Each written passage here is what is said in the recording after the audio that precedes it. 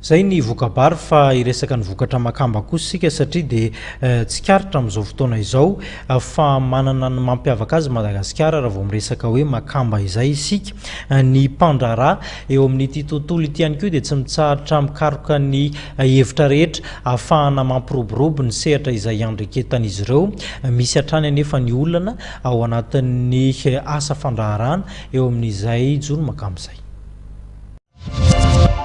700 kilao hatramin'ny iray taona no iverin'ireo mpandraharaha momba ny makamba fa vokatra azo mandritra ny iray volana voalohany amin'ny taom-panjonony izay nisokatra nanomboka ny voalohan'ny volana martsa farany teo.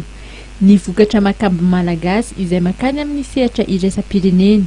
Izy ity manko ny amin'izao fanombohana izao izy aloha tsaratsara ny vokatra fa miena izy io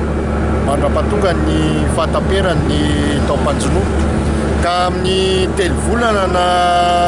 efa bolana voalohany io dia eo no tena betsaka ny fanoranana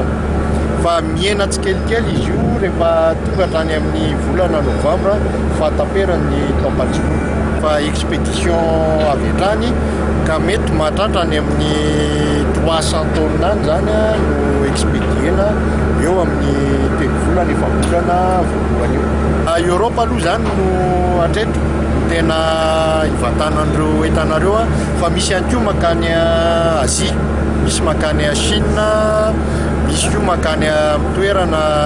avarabaratry amin'ny Amerika zany Kanada sy ohatran'izany. Ny sehatry ny famokarana makamba izay niaron-doha tato anatin'ny telo taona farany rehefa avy nandalo ny olana noho ny fisian'ny aretina white spot. Izany dia vokatry ny fiaraha-miasa matotra eo amin'ny mpandraharaha sy ny ministeran'ny arena anaty rano sy ny jony.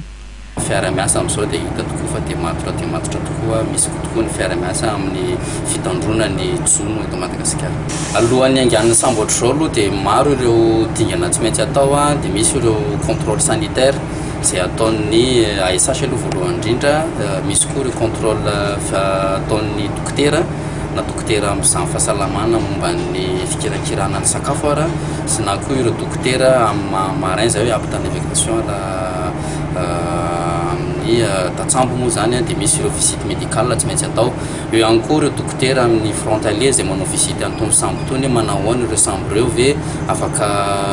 hipetrahana tokoa ve manao ahoana ny condition de vie andreo marin ireo dia misy tokoa ireo dokotera amin'ny sahan zay rehefa feno rehefa hipetra rehetrarehetra ireo dia zay vao afaka mahazo afaka manjono ny sambo anankiray izay efa vita tao no redingandreo amin'izao satria efa vonona tokoa ireo sambo ireo ny voaka hanao ny campagne 2018. Marina fa any amin'ny volana novambra vao hikatona tanteraka ny taom-panjonona makamba.